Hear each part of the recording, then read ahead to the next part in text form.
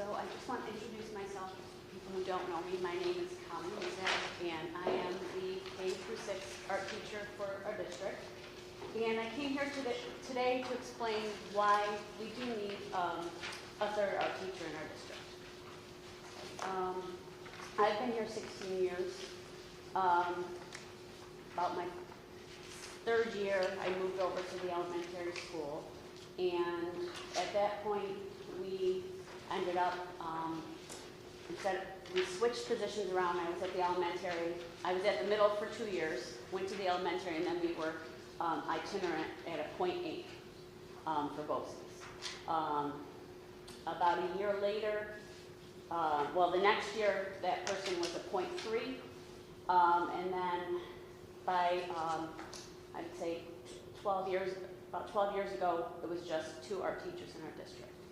So, and, you know, it might ask, you know, why haven't we asked? And a lot of things have gone on. I mean, we've had years with the budget where people were losing positions. And, I mean, how can you ask when, you know, your colleagues are going to could possibly lose their job? Then COVID.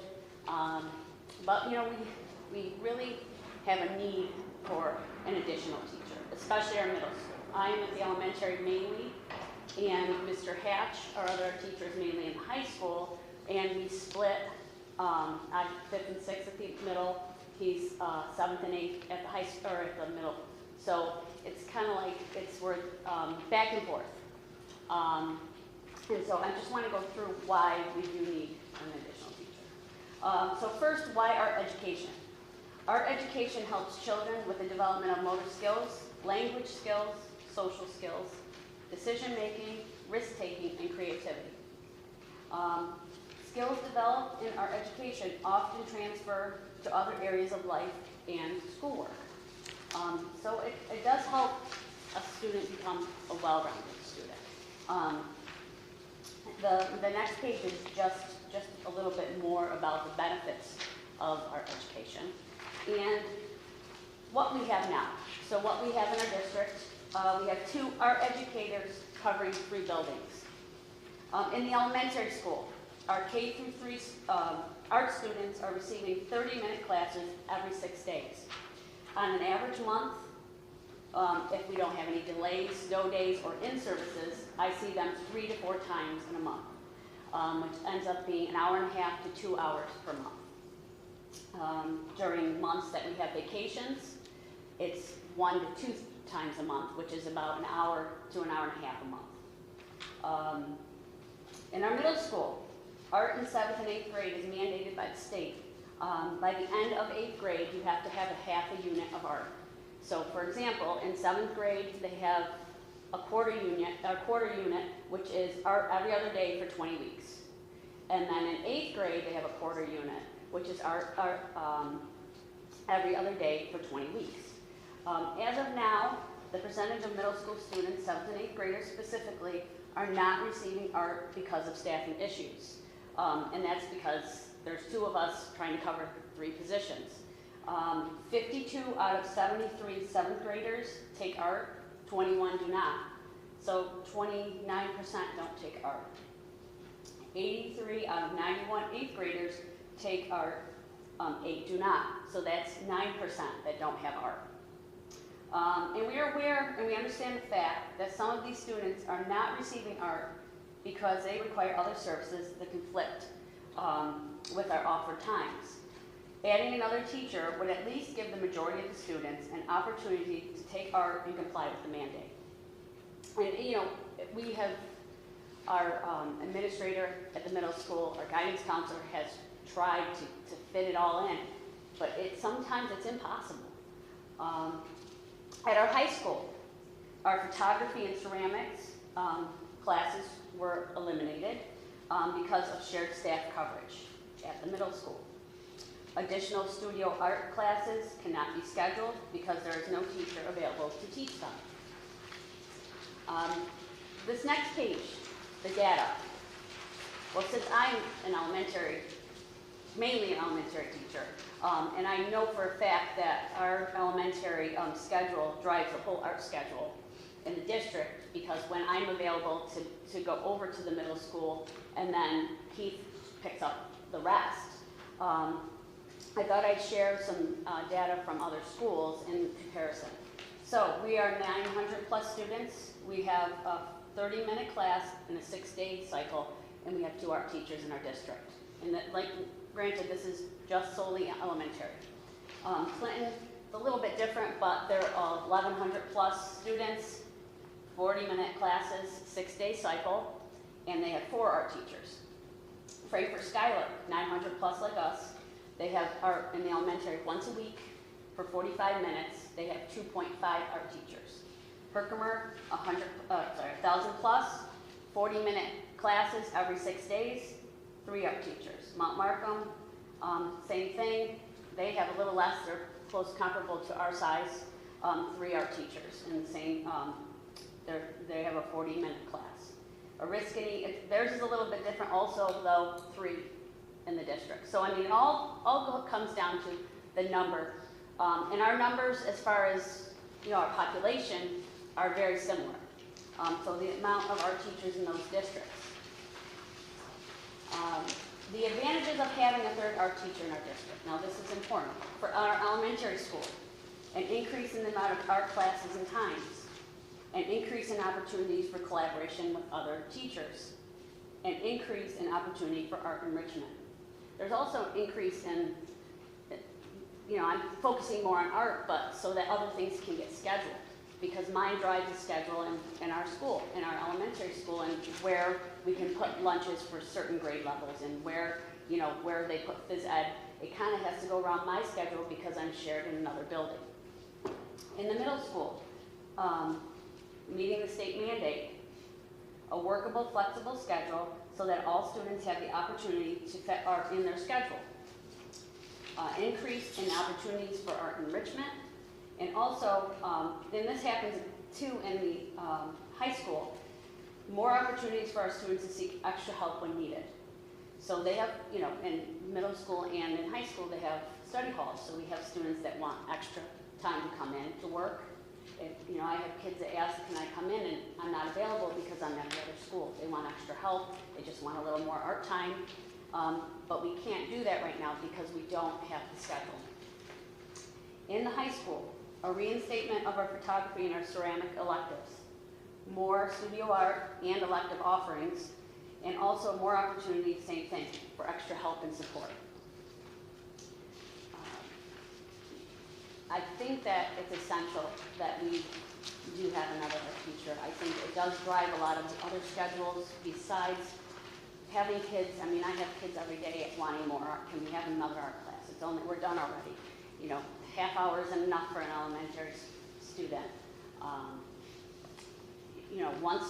Sometimes like the kids I see on Friday, I don't see again until I skip a whole week with them, and then I see them the Monday after. So, we kind of tried to hold back on asking, because like I said, there were a lot of things going on, but when you have a lot of kids asking you, why can't we have it? And I can't say I just don't have it right now. So I'm hoping that it comes, and that the kids have what they deserve. And I just want to thank you for for this time, and if you have any questions, I would love to answer them. How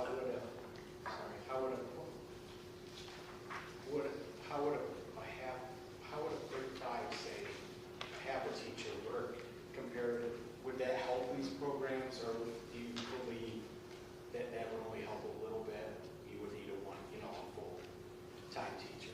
Honestly, I think we do need a full-time teacher. I think we need somebody in the building. My first couple of years, I was solely the middle school teacher. I know our population was up a little bit, but we averaged about 75, at least 75 kids a class. I mean, there are a couple where it fluctuates. Time-wise, to have, for our mandates, can only offer, now Mr. Hatch teach 7th and 8th this year. He can only do it in the morning to fit his schedule here, so he can teach his studio art classes and his other electives. When I was in the middle school, we had all day, so I could have a couple sections of 7th grade a day, not just one every day, but maybe 2 every day. So it does leave it open so that more kids can take it. Honestly, we just need a hand, and if we can do it, we would love to have it. Kelly, I have a question. The 29% of 7th graders and 9% of 8th graders Yeah. who are not taking art whatsoever, are they special needs children that are blocked out of because of research room, or? No, I don't think that's the roommate, yeah. Not necessarily, I wouldn't say no. I would say that a lot of them may get AIS services, academic intervention services, that they have to have because they might be low performing in or math. Just to kind of jump in, if I don't mind, like just Colleen saying, you know, the middle school it tends to be the school that shares staff with the elementary, and we're in the middle, so we're bridging the gap between both high school and the elementary school. And that does create a lot of challenges in scheduling because Colleen's saying, you know, we have Keith this year teaching 7th and 8th. That's only one period you can do that, 7th and 8th.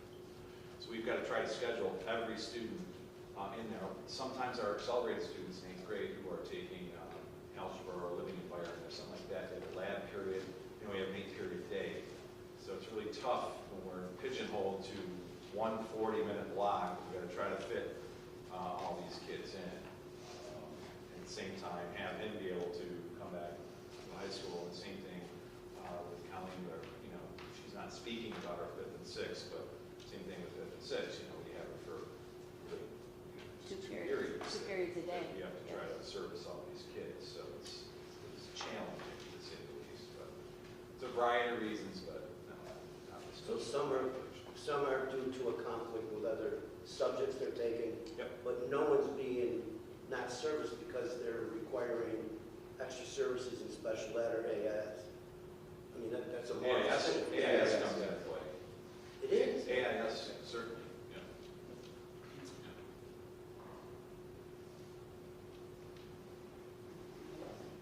Questions? Thank you very much. Thank you, I appreciate you taking the time. Thank you.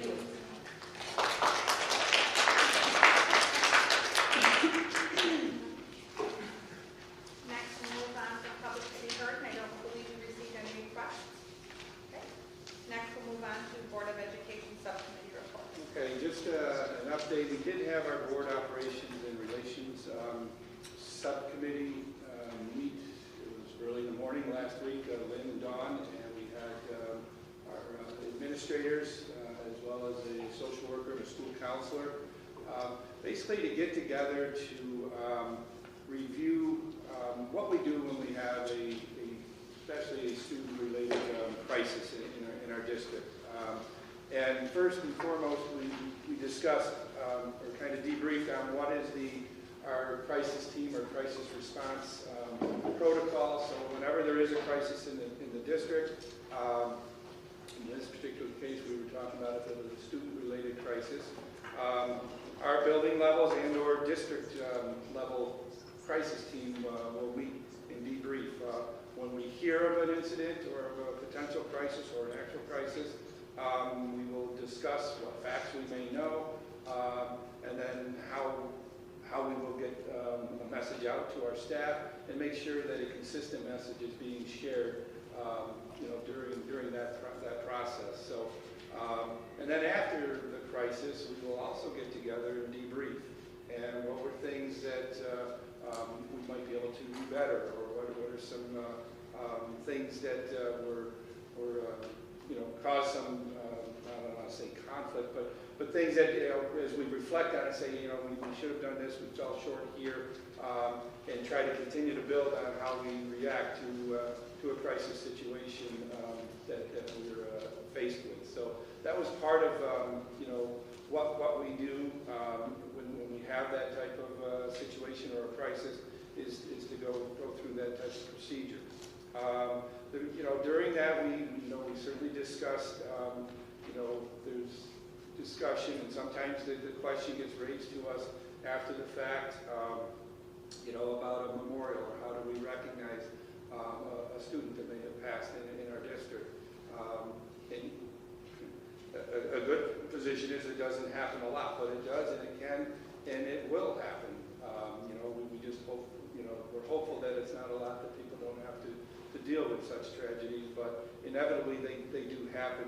And part of that discussion is, you know, the districts need to be as mindful as possible, but also being careful what we do, whether it's with a memorial after the fact or what we do kind of during the thing, because the constant, even though we all may be emotional during such an event, we have to be cognizant of, or the discussion took place, that we have to be very aware of what, you know, if you do something for someone, you have to be prepared to entertain to do that for somebody else. And not all situations are equal.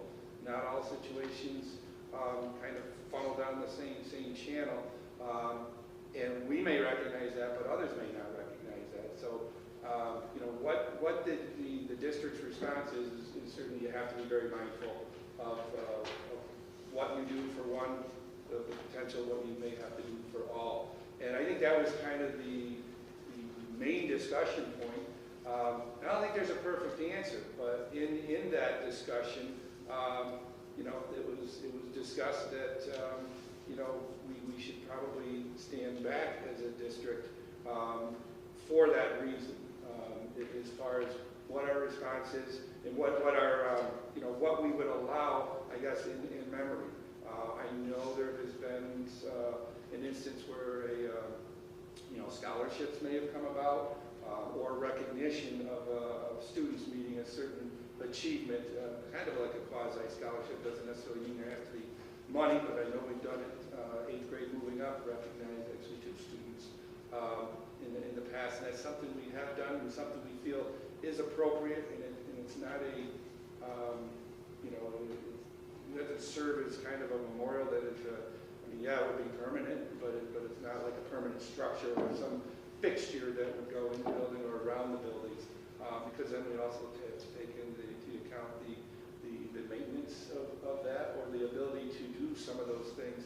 If somebody wanted to do something similar, that you know, it's a school grounds, and while we want to certainly keep in mind the loss and what a particular student may have offered, you know, during their time with us, you know, it is a school, and part of our discussion is how that may impact other students when they see something live that's in memory.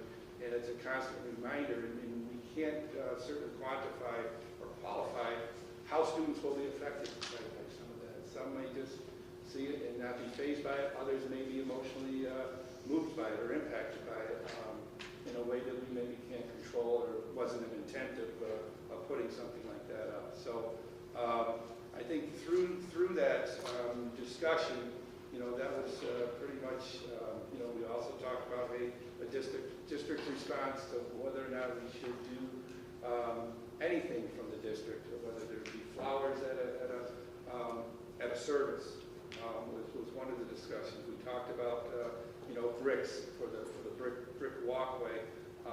And again, Don, I know Lynn's not here, but you can chime in if you interpreted something a little bit different. But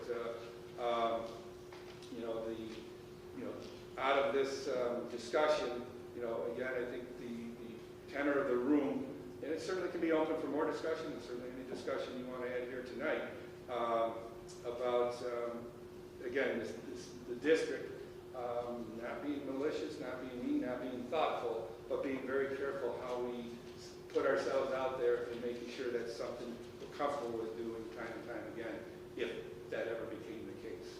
We certainly hope not, but you know, these instances do pop up, and you know, I think we were just looking for an idea of what would be an acceptable or consistent, certainly, response to that. So that's kind of the gist of that subcommittee meeting. And Dawn, I don't know if you have anything more to add, or board, feel free to chime in and share thoughts. Did you come up with a conclusion?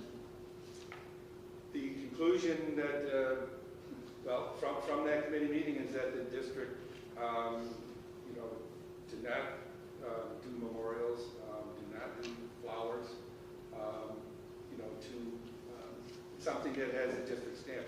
If people within the district choose to do something, but, or there are times in the case of those scholarships where the outsider might be the family or some other entity that may come to us and say, we'd like to do this in that. It's not necessarily initiated from the district. So, that's what the district has to carefully initiate something for one. That was the concern of the group. So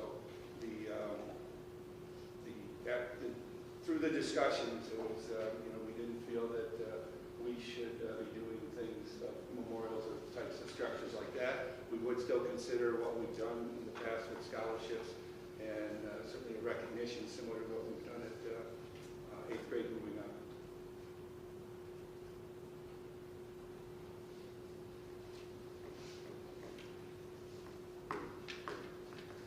So just sharing, that's what we shared out. If there's other or if there's further discussion that needs to take place, we can certainly reconvene the committee, but open to thoughts that the board may have here based on what was discussed and shared to be, what's a practice that the district should consider.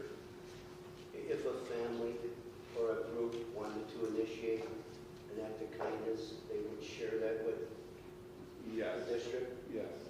And then I think in that particular case, yes, the district can consider what that request is and see whether or not that's in the purview of what we should allow.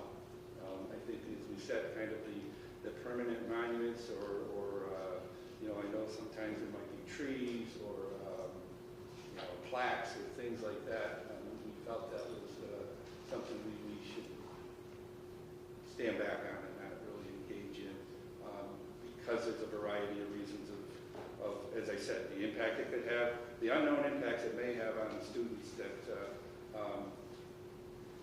reminded perhaps of that. The impacts it may have on the school ground. I mean, God forbid this should happen a lot. I mean, we'd have to, certainly limit where we put things, what we might allow.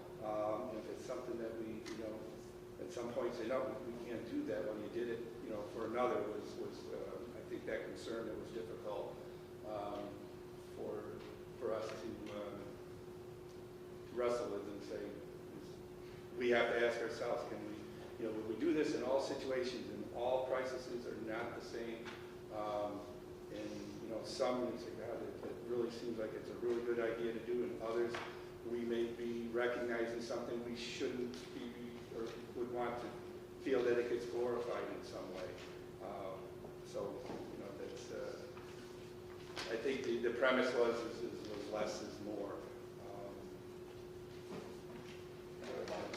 What about for a student? Was there discussion on like this for a student?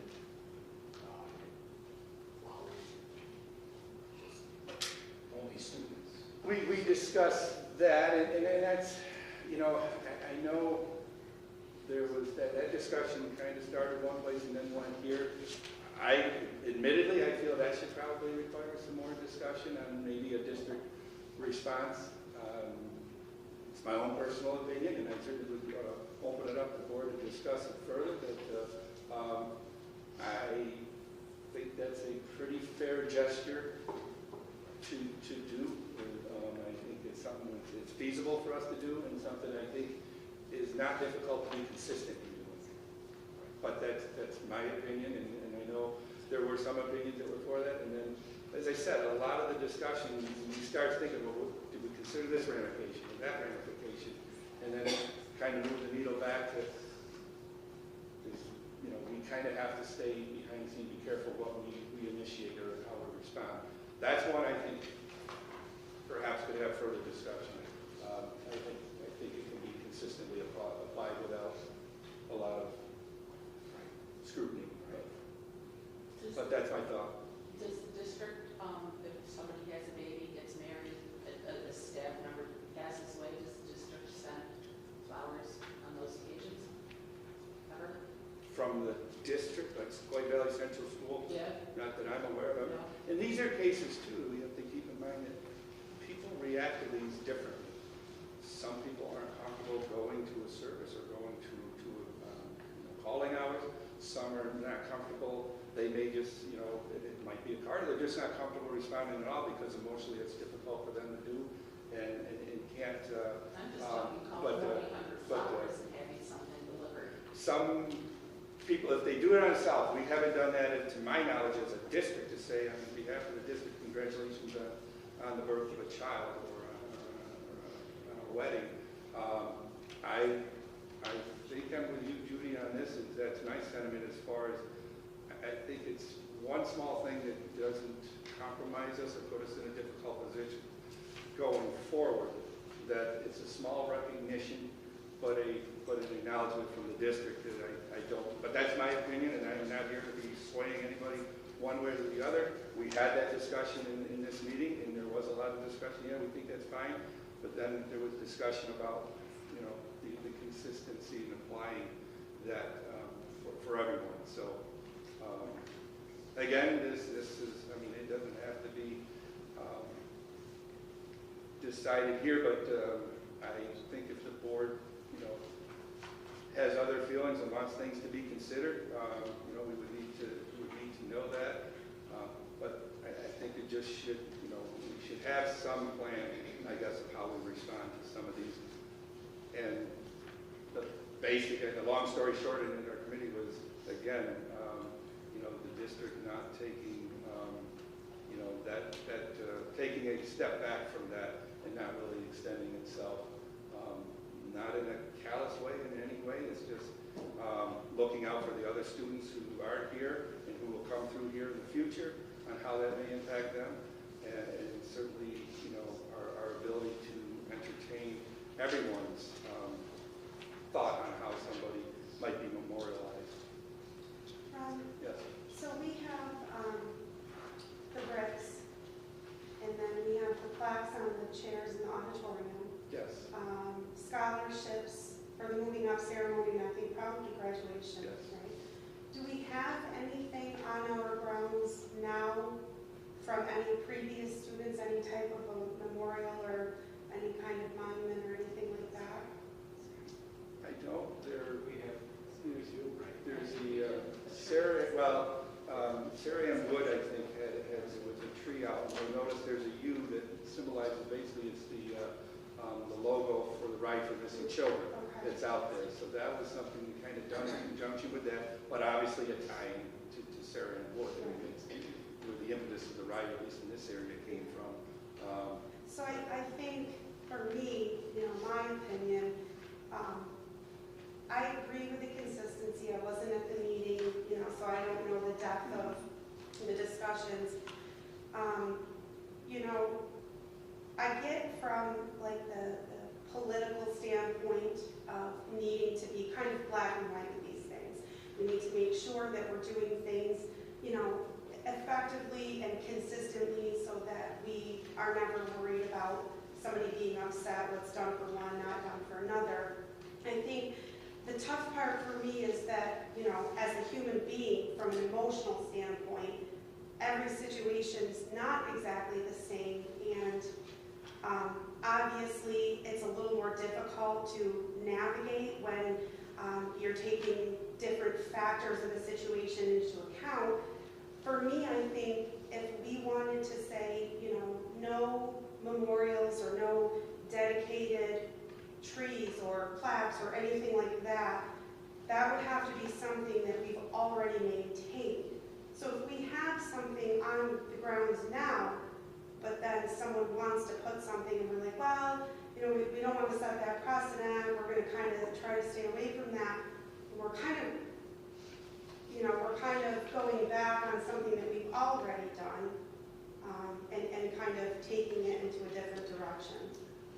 You know, I don't know, that's just kind of like me thinking out loud. You know, I get it, I get that it's really complicated, and you do want to make sure that you have some kind of concrete plan. Situations are all very different. Sometimes there's loss, sometimes, you know, maybe it's not quite a loss, but a different situation where, you know, a community member or student wants to be recognized for something.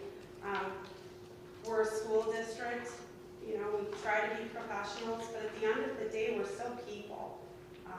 You know, for me, I just have a really difficult time not looking at the emotional part of it. And I think that, and I'm not being ignorant in any way, shape, or form, but I think that to kind of think to yourself, well, you know, if we do for one, we do for other, you know, I think that you're picturing like, you know, a tree planted and then we have 200 of them on the grounds. And I know things happen. I mean, we can't control, we don't know. But I think that, you know, we've had, you know, crises, and we've had losses, and not everyone has come forward and wanted to do something. Or maybe they choose the brick and they're happy with that brick and they walk past it every day. Or, you know, they sit in a special seat in the auditorium and that's what they've chosen. You know, but for some people, they just are looking for a little bit more. So, you know, that's just kind of my thoughts. No, thank you, I appreciate it. As a district, do we have a wish list? Like, if somebody wanted to say, I'd like to donate something, what do you need? Is that a possibility? Rather than saying, I want to donate this, say, you know, let's say, I don't know, we need a globe in the library. We'd like to donate this globe, put a plaque on it. I mean, and there, it's done. And it's a need that's being fulfilled. It's a donation to the school.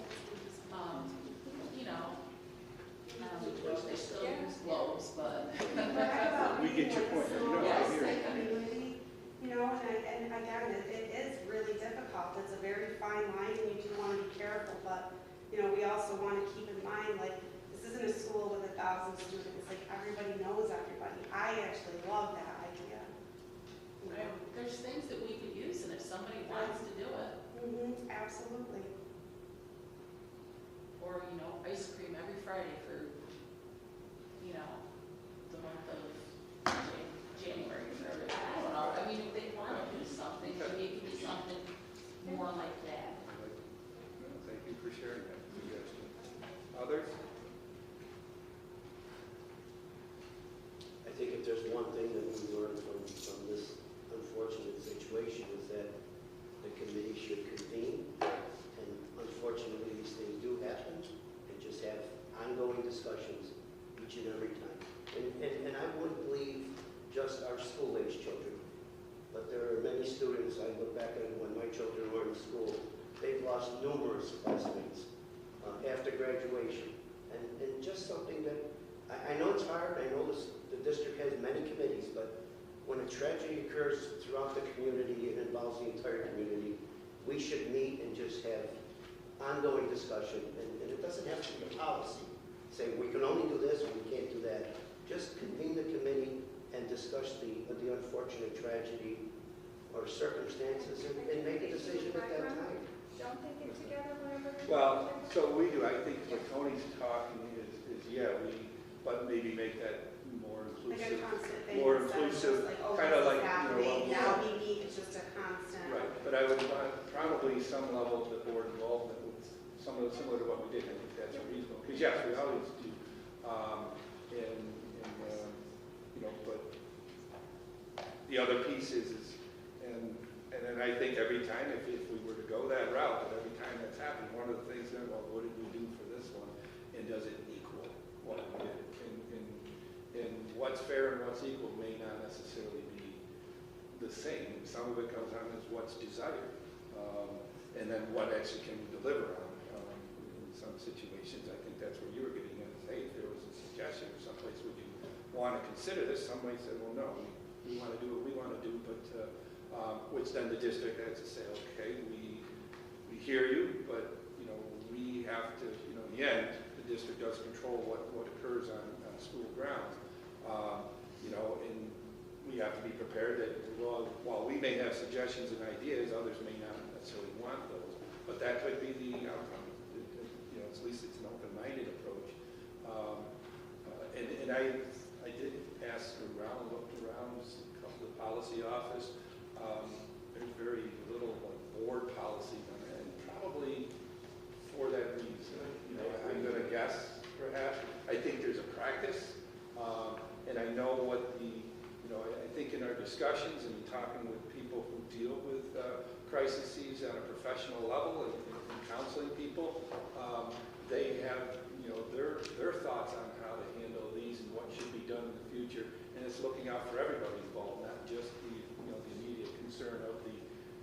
license itself. So these are all good thoughts. I think my takeaway, Don, here is that, you know, we can continue to have further discussion on this, and maybe how we, based on some of the suggestions we had here tonight, on maybe somewhat of a map of how we go about it that maybe includes all the parts of what was just shared. So maybe we'll look to convene that in the near future and go from there. If you have other thoughts, certainly let me know, but thank you very much. It's, fortunately, we don't have to talk about this stuff a lot, but it is emotional. It is hard, and I'll tell her from my personal perspective. Yeah. It's hard, and there's oftentimes, and I'll just speak personally, you want to do things, but well, that's what I want to do, but is that putting pressure on somebody else? Is that putting somebody else in an uncomfortable situation? And we all choose to do something different, on how we recognize events, whether it's a crisis, whether it's a marriage or a birth or things of that nature. We all react differently to that, and we're all subject to being measured on maybe how much we really care based on that response. And that's, and I think one thing that was said too was,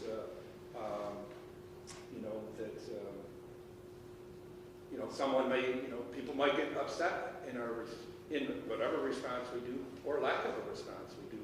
And ultimately, that's something we don't control. We can do a lot of things or feel that we've done a lot of things, and that may not come off as that way. And we may not do a lot, and people thought they were responsive. So I mean, we sit at the mercy of judgment on that, and understand that. But it goes back to everybody responds to these on a personal level differently. Sure. So, but in the district, we have to be careful. But I think you had some great things for further discussion. So thank you. That's all I have for subcommittee. Okay, next we'll move on to superintendent's report. Yes, two things here. Special board meeting for acceptance of capital project bids tomorrow at 2:30 or 3 o'clock. Is it 3? I can't remember which. Is it? Yeah. Tomorrow afternoon. We will be opening up bids for phase 2 of our capital project that we're hopeful to start this summer. And with the acceptance of those bids, hopefully we also will get started on the track resurfacing and turf replacement, hopefully in early May, so that we can get weather to cooperate and allow enough time to be able to get that set up for the fall, where predominantly our sports use the field in the fall. So so the reason for a potential, well, we think our next board meeting is not until March 7th. So now that we have SED approval, we have the bids, we want to be able to award those bids so that contractors can start going out, getting their workforce lined up, getting their materials purchased for the work that they've been approved to do. I can't tell you a date because we're going to have to wait for the architects to verify and vet all the bids that were tentatively, accepted. Somebody comes in and they meet all the specs and they're the lowest bidder. Our architects do have to review that to make sure they've met, checked all the boxes that they have to check for there to be an appropriate, an approved bid. Once we know that, then we would like to do a special board meeting just for that purpose, to get together and basically call the order, probably stand for the Pledge of Allegiance, new business, vote on this, and go home. We would at least need 4 board members present to be able to do that and hopefully approve it so we can move the project along, that we don't hold it up. That would have to happen before March 7th. That may very well be next week if possible, but if not next week, early into the following week that we come back from break. So once we kind of know what's a good date for our architects, to wrap it up and get a date out to you, and then us being able to get the due notice out into the papers, I'll keep you guys informed, and we'll go from there. Ron, did we receive adequate number of bids that we feel comfortable with? Sure. I think so. Our architects seem to think that we had really sufficient amount of bids. So they'll be walking the bids in tomorrow. Yes. A lot of people requested. Information information, right? Doesn't always mean it's going to be a bid, but there has been a lot of interest, is what our architect did share today. Okay, and then the last thing I have is board petitions. Anyone interested in running for the Board of Education, they can pick up a petition in the district office or in the upper end of the elementary school with Mrs. Goodman, our board clerk. They are due by April 26th. But not until after the What's that? What's that? after the closing meeting. Okay. So if you're interested, wait till after the break, and you can stop by and get a break. But you have until April 26th to do that by 5 o'clock on April 26th. So anytime between February 27th to April 26th, you can pick up a board petition if you wish. And we do have 2 seats, the terms that are up this year, Dawn and Tony. They're 3-year terms. Theirs are up, so those are the 2 positions that are open. And that's all I have for superintendent. Next, move on to old business. Anything under old business? Next, we'll move on to new business. I'll read 8.1 to 8.10 as a consent agenda. If anyone has any questions, comments, or would like to hold for further discussion, please let me know. 8.1, approval of retirement. 8.2, approval of retirement. 8.3, appointment of substitute teacher. 8.4, appointment of substitute teacher. 8.5, appointment of auto mechanic bus driver. 8.6, additional athletic appointment for 2022-2023. 8.7, approval of minutes of the January 31st, 2023 meeting. 8.8, treasurer's report of balances, January 2023. 8.9, resolution authorizing payment of bills approved by the claims auditor, signed 2/2/2023. And 8.10 is Committee on Special Education and Committee on Preschool Special Education recommendations. Does anyone have any questions, comments, or would like any control for further discussion? 8.6, You want to hold, Tony? I will abstain from 8.6, Marie.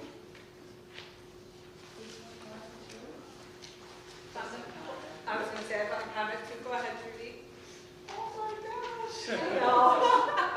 They were here, my oldest is 31, and they were here when we started. We were all young together.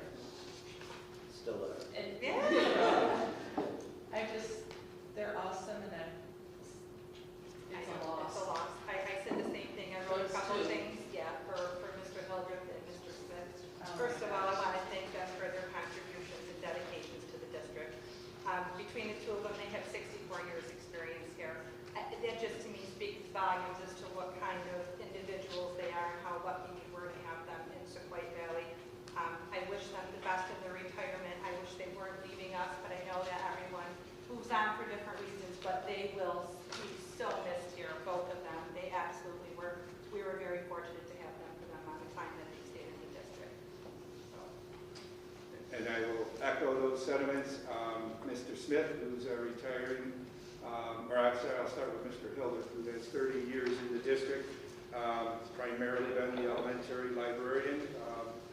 As we learned with the art presentation tonight and the presentation of the prior board meeting is, he too is one of those that has to travel between buildings and try to fill in where we have a gap in the middle school with the librarian. And he's done that graciously. He's worked certainly with Michelle Babby on trying to provide some of that coverage and try to keep the middle school library with some viability and keep some of those kids interested in reading books. But that interest in reading books certainly starts out in his library in the elementary school. And yes, we know the formal purpose of a library is have books and provide opportunities for kids to read, but he makes it come alive in there. And it's an experience when you go in there to watch him read to the kids. You get them excited about reading books. Even kids from the middle school coming over and still grabbing books, perhaps even off of the elementary shelf, to want to do that. but he has been an excellent staff member for us. He will be missed. He and Mrs. Batty make a terrific librarian team. You know, I get it that the mindset in the elementary is different than in the high school, and there's a whole different life here in the high school. And I'm not trying to force you to retire, Mrs. Babby, by talking about you here tonight. But no, we're very blessed to have two people who care deeply about what they do and what they can offer kids. And it is more than a place to house books and allow kids to just come in and out. Both of our libraries represent that, and Jody has done that, you know, wonderfully in the last 30 years. Scott Smith, 34 years as a phys ed teacher, again, predominantly in the elementary school, and I would say he might be just a fraction less than the energy level of those kindergartners K through 4. He's still got it. He still is energetic. He's motivating. He's compassionate about what he does. And I will say, we are blessed to have a team of Lindsay Kidder and Scott Smith in that elementary gymnasium for our kids. Again, they bring the phys ed experience alive, you know, to those kids. And they certainly do a lot more than just have those kids come in and do physical things. You know, they recognize the social emotional piece, the release piece, what that provides kids out of their 6.5-hour day, and they blend that role terrifically. And Scott has been a terrific physical education teacher and a role model, I would say, to our younger kids. And I wish both of them much success and happiness in their retirement. Thank you. Any other questions or comments on new business? I'll need a motion to approve 8.1 to 8.10. I don't pull 8.6 You want to because go of the 8.6? extension. Okay, I can do that. Yeah, that's no problem. All right. So I'll need a motion then to approve 8.1 to 8.10 with the exception of 8.6. Patty, I'll need a second, please. Judy, all those in favor? Aye. Any opposed? If there's no further discussion, then we can vote on 8.6. So I'll need a motion to approve 8.6. Judy, I'll need a second, please. Ron, all those in favor? Aye. Abstention? Aye.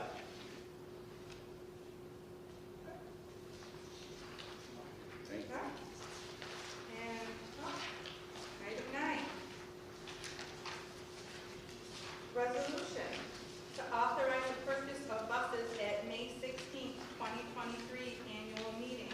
Does anyone have any questions or comments on item 9 before we vote? Ron, can you just explain to me, I think the school bus purchase was one of the things where you said we make the purchase and then like down the road a few years, we essentially somehow recoup that money. A portion of it. So we get 89, 88%? Transportation, mid-80s, I think, in the mid-80s. So Is what we get back over a 5 years. So we purchase a bus today, over 5 years, we would see 85, 86% of that money back. Okay, and I know there's been a lot of talk about, you know, this possible impending transition over to the electric buses. You know, and we were talking about, you had said, you know, keep the fleet within, I think, 10 years. Do we think that this is, and this is, you know, inexperience coming through, but is this a wise decision to purchase these buses with the understanding that at some point we're not even going to be allowed, I guess, to use them for the So the summer? thought process of continuing that at least for now. So by 2027, so if this, let's fast forward, if this was going into the 2027 school year, No and we were purchase. putting buses out, they would have to be, right now, Right. the requirement is these would have to be electric buses. And you'd be lucky to get one of them for that price, probably a little bit more. And then every year thereafter. By 2035, the entire fleet is supposed to be flipped to electric. So if we purchase these now and we get our 8 to 10 year, what we typically try to get. Okay, then we're 10-year using life, these for the we're- next they will decade be, versus yes, not and they getting would them fall and then- within that. So on 27, right, we would start doing that, and by, and I think, I don't know, I can't think for the state, I've tried and I failed. But, you know, their thought process, hey, it does give them an 8-year window to turn their fleet over. Right. We're fortunate enough that our fleet could probably turn over in that time frame, I think. Just all depends on how the aid flows on that, but in our ability to come up with that money up front, certainly. But as we have aid rolling, it should help with that. Okay. But yeah, some of those with a larger fleet, that 8-year window might be a little confining. I think that's reasonable for a district our size. So yes, a great question to say, hey, if we got to, why don't we start doing that? Well, right now we don't have the infrastructure for it, so we can get them here, but we're not, you know, we're not set up for that. Right. If we choose to get on that, if we learn more about electric buses before 2027, then yes, maybe in 2 years we consider an early arrival. Yeah, I wasn't suggesting No. purchase an electric Yes. bus, because I'm hoping that this plan falls through. But I just wanted, you know, to kind of just clarify. No, great question. Yep. Like in a district our size, we're fortunate, right? I guess you would kind of foresee it as, so as we go on and one bus falls off, we would purchase an electric bus, and then as so we would gradually start to turn that fleet over from, but in a larger district, they may not have that type of. Well, they would still have to do it. I just think that 8-year window, I mean, if they're used to turning over 4 or 5 buses, you know, that compound that on the expense it is for us and whether they do. Now, they may be, you know, because obviously if they're doing 4 or 5 buses, they're already expending a higher number. But I think they're probably, again, I can't think for the state, but it's reasonable to think that they're looking at an 8-year lifespan for buses and hence giving 8 years to change over the fleet. But again, that's just logical speculation on my part. Okay. All right, thank you. Any other questions or discussion before we vote? We'll need a motion. Then I'll need a motion to approve item 9, please. So moved. Tony, I'll need a second. Patty? All those in favor to approve? Aye. Any opposed?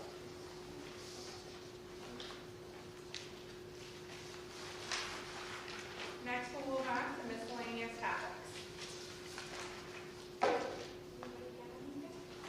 I have one, just for discussion.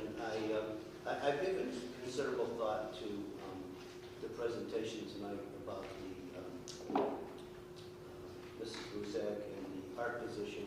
And it stands out to me and it brings me back to my time in a building. 29% of our students are not taking art. 9% in 8th grade are not taking art through no means or no fault of their own. If they're locked out, if it was an elective course, I would be more understanding. But if they're mandated for remedial services and we're not providing a required course for them, I think we're remiss. And I think we need to take something into consideration of what we can do to support that initiative. And the same thing goes for the library. Mrs. Bailey did a wonderful job last month in explaining her request, and it just makes more sense. And it just sometimes hits home to say, are we doing the right thing? And if we're not, we need to address the situation. And just for discussion, I'm in full support of adding 2 SROs, but I would hold out on that and hope that maybe there's some grant money or there's some possibilities through another source of funding that maybe we can address that in the future. So I just put my concern on the table. If we can meet some, if not a full funding of the art or the library position, I'd like to give that some consideration in some form. And I would, not that I'm against the SROs, but I would hold out and hope that we have some type of federal or state funding exclusively for that component in the next year or 2. And there has been discussion on that. Is there county funding for that? There was at one time. There was. That went away. That went away, but that doesn't mean it can't come back. Yep. The county surplus is significant. And I know there's been discussion for the county to support, but Can we pressure I think it was them or half. rally them? Wasn't it half? was it half? Started at half, and then it did go down until it went away. But it was half for And the New York State School Board has advocated that the state have additional funding for SROs, exclusive of our funding for, say, the education group. And how close is that to? I don't think it's going to happen this year, but there's always next year. And they're going to keep trying because every district is in the same concern, has the same concern. Those two academic areas to me I are, just think that's what stands out, that number, I agree. I know it's tough and it's a tough budget, but of all of the asks, I have to agree with you. I think those are the two that stand out the most for me. just food for thought for me. It's not easy. Any other miscellaneous topics? I don't want to rush anyone. Okay, if you don't have anything else? Oh, just one, Oh, I okay. forgot, I should have It's said it okay. under my report, I just didn't, but the board retreat is set for March 2nd, and I will hopefully finalize the details by the end of this week, but that's at BOCES at 6 o'clock on March 2nd, and then we'll have further details, at least agenda or whatever, to follow. So, thank you. We need to do something with the definition of retreat if we're going BOCES. They're bringing this up.